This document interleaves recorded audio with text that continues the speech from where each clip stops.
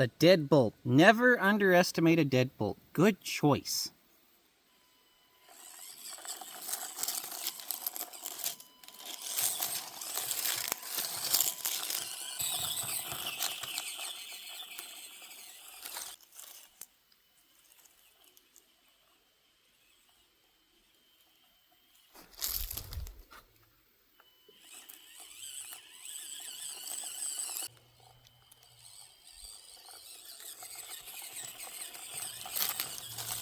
And here we come to our first optional trail. You can turn off of the shale trail and choose option B in the description and go down, die trying. It's a very, very hard trail.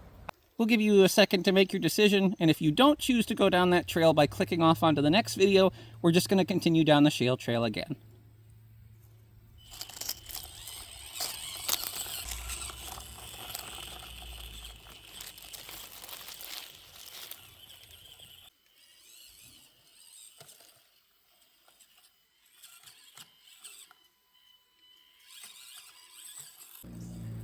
Now we've come to the obstacle that I call the forks, and we have 4 different options to go through these canyons.